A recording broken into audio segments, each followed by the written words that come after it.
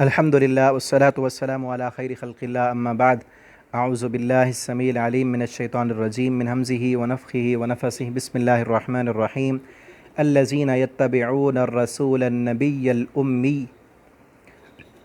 الذی یجدونہ مکتوبا عندہم فی التوراة والانجیل یأمرہم بالمعروف وینہاہم عن المنکر ویحل لہم الطیبات۔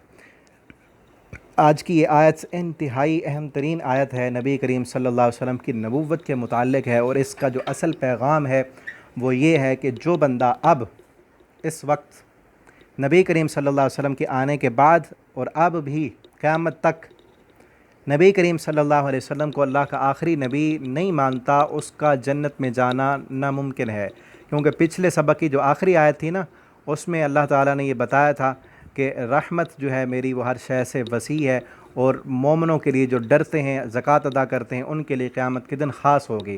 اب مومنوں کی مزید وضاحت کی گئی، کیونکہ پیچھے ذکر چل رہا تھا موسیٰ علیہ السلام کا، کیونکہ یہودی یہ نہ سمجھ لیں کہ تمہارے قرآن میں موجود ہے کہ جو بندہ مومن ہے، آخرت پر جس کا ایمان ہے، اب اس کو جو ہے وہ جنت مل جائے گی، رحمت کا مستحق بن جائے گا۔ نہیں، بلکہ وضاحت کر دی گئی کہ مومن کون ہے، تقوی والے کون ہیں۔ الذین، وہ لوگ تقوی والے ہیں، وہ لوگ جنت کے مستحق ہیں، ان لوگوں کے لیے اللہ کی رحمت قیامت کے دن مخصوص ہوگی۔ کون؟ یتبعون الرسول، جو اس رسول کی پیروی کرتے ہیں، جو آخری رسول محمد کریم صلی اللہ علیہ وسلم ہیں، اس رسول کی جو پیروی کرتے ہیں۔ کون سا رسول؟ الرسول النبی، جو نبی ہے الامی، امیوں کا۔ بعض لوگ اس کا معنی کرتے ہیں نبی الامی، امی نبی، اس کا معنی یہ غلط ہے۔ امی کا اردو میں اصل معنی کیا جاتا ہے ان پڑھ، معنی اس کا یہی ہے، ان پڑھ، لیکن نبی کی یہ صفت نہیں ہے۔ پیچھے تو آ گیا رسول، جو پیروی کرتے ہیں رسول کی۔ کون سا رسول؟ جو نبی ہے کن کا؟ امیوں کا، ان پڑھوں کا جو نبی ہے۔ نبی صلی اللہ علیہ وسلم خود تو آپ صلی اللہ علیہ وسلم سے بڑا پڑھا لکھا اور کون ہو سکتا ہے؟ آپ صلی اللہ علیہ وسلم کا دنیا میں کوئی استاد نہیں ہے، آپ کسی کے پاس نہیں پڑھے، اللہ نے آپ کو پڑھایا ہے، اللہ نے آپ کی تعلیم اور تربیت کا انتظام خود کیا ہے۔ وَوَجَدَكَ أَلَمْ يَجِدْكَ يَتِيمًا فَآوَىٰ، تو اللہ تعالیٰ نے خود آپ کی تربیت کی ہے۔ تو یہاں یہ ہے النبی الامی، جو ان پڑھوں کا نبی ہے، جنہوں نے ان پڑھوں کو پڑھا۔ اس میں آپ صلی اللہ علیہ وسلم کی شان اور عظمت ہے کہ ان پڑھ جاہل، بکریوں کے چرواہے، گوار لوگ، ان کو اللہ کے اتنے ضدی اور ہٹ دھرم، جو ایک ایک چیز پر، گھوڑوں کو پانی پلانے کے لیے گئے ہیں تو لڑائی اور جھگڑا، گھوڑا آگے بڑھانے پر جھگڑا، اور ایسی لڑائیاں قتل و غارت کے نسل در نسل وہ لڑائیاں چلتی جا رہی ہیں، اور لڑنے والوں کو پتہ نہیں کہ ہمارے باپ دادا نے یہ لڑائی شروع کس وجہ سے کی تھی، بس صرف یہی ہے کہ اس خاندان سے، اس قبیلے سے ہماری لڑائی ہے۔ اس قدر جاہل اور ضدی ہٹ دھرم قوم، ان کو نبی کریم صلی اللہ، اور ان پڑھ، یہ جن کو پڑھنا لکھنا نہیں آتا تھا، ان کے پاس آپ صلی اللہ علیہ وسلم کو اللہ نے بھیجا، اور آپ صلی اللہ علیہ وسلم نے ان کی تربیت کی، ان کی تعلیم کی، ان کو ایسا اخلاق اور پیار سکھایا کہ جو گھوڑوں کے پانی پلانے پر جھگڑتے تھے اور سالہ سال تک لڑائیاں جاتی تھیں، اب وہ ایک دوسرے کے لیے جان دینے والے بن گئے، وہ ایک دوسرے کے لیے جانیں قربان کرنے والے بن گئے۔ اتنا اللہ کے پیغمبر صلی اللہ علیہ وسلم نے ان کو تعلیم اور تربیت، ان کے اخلاق اور ان کے اندر انسانیت کا جذبہ پیدا کر دیا۔ ٹھیک ہے، الذی یجد، وہ نبی کہ جس کو وہ پاتے ہیں، کون؟ یہودی، جن کا پیچھے ذکر ہے، مکتوباً لکھا ہوا، عندہم، ان کے پاس، فی التوراۃ، تورات میں، کہ جس نبی کی نشانیاں تورات میں بھی موجود ہیں، والانجیل، اور انجیل میں بھی ہیں۔ تورات میں بھی نشانیاں ہیں یہودیوں کے پاس، انجیل میں عیسائیوں کے پاس نشانیاں موجود ہیں۔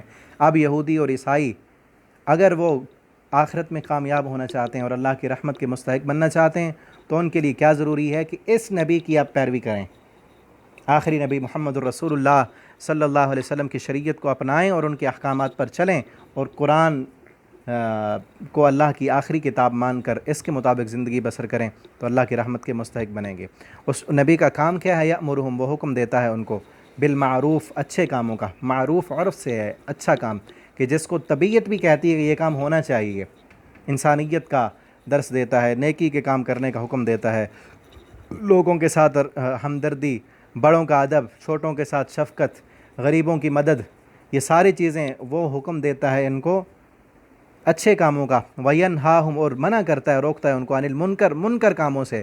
منکر کام وہ ہے جس کا طبیعت بھی انکار کرتی ہے، کہ ظلم اور زیادتیاں، زنا، قتل و غارت، فحاشی عریانی، انسانیت کا جو مزاج ہے وہ بھی ان چیزوں کو ناپسند کرتا ہے، کہ یہ چیزیں وہ ان چیزوں سے وہ روکتا ہے ان کو۔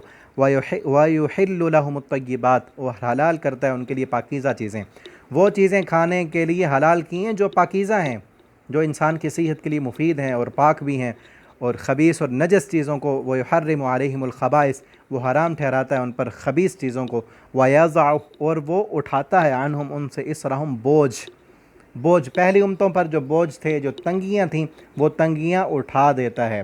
پہلی شریعتوں میں کئی چیزیں ایسی تھیں جن میں جو ہے وہ مشکل تھی، جس طرح قصاص کا بدلہ، قتل کسی نے کر دیا تو بدلے میں قصاص ہی تھا، دیت وغیرہ نہیں تھی۔ اور اسی طرح اگر جسم پر کوئی گندگی لگ جاتی، وہ جسم کے حصہ کاٹنا پڑتا تھا، کپڑے پر لگ گئی ہے تو کپڑے کو بھی کاٹنا پڑتا تھا، دھونے سے وہ پاک نہیں ہوتا تھا۔ تو یہ مشکلات اللہ کے پیغمبر صلی اللہ علیہ وسلم نے ہٹا دیں۔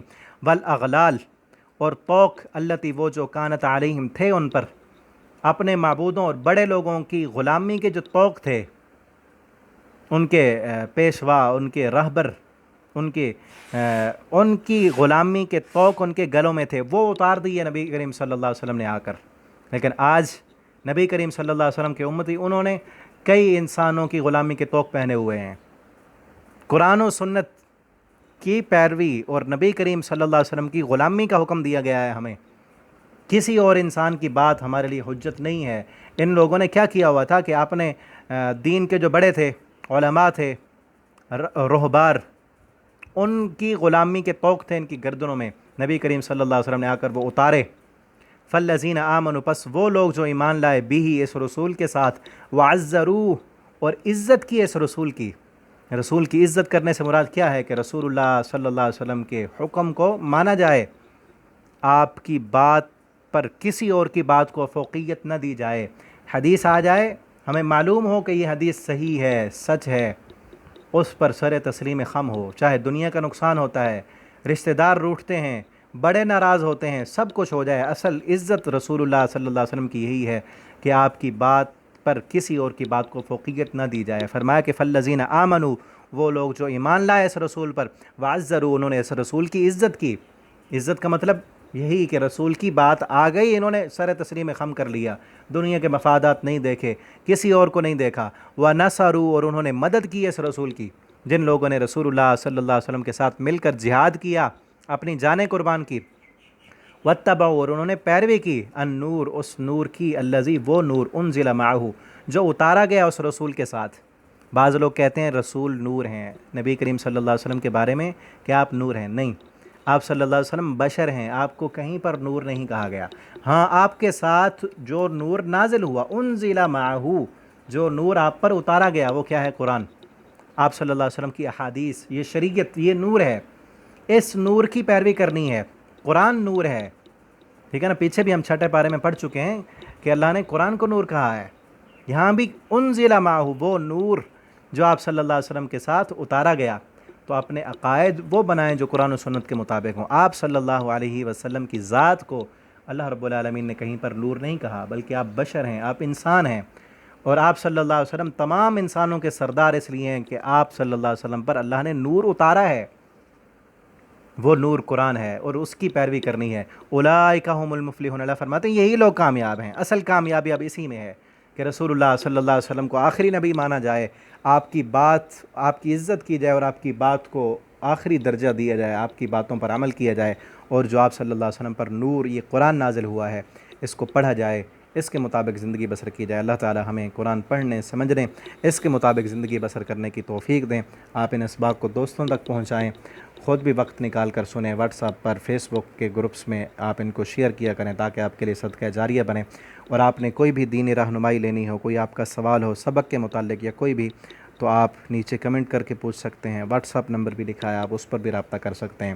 اور اگر آپ آن لائن اسلامی تعلیم حاصل کرنا چاہتے ہیں، اپنے بچوں کو قرآن پاک پڑھانا چاہتے ہیں، تو آپ رابطہ کریں، انشاءاللہ آپ کو استاد فراہم کیا جائے گا۔ اللہ تعالی ہم سب کے حامی و ناصر ہوں، دعاؤں میں ضرور یاد رکھیے۔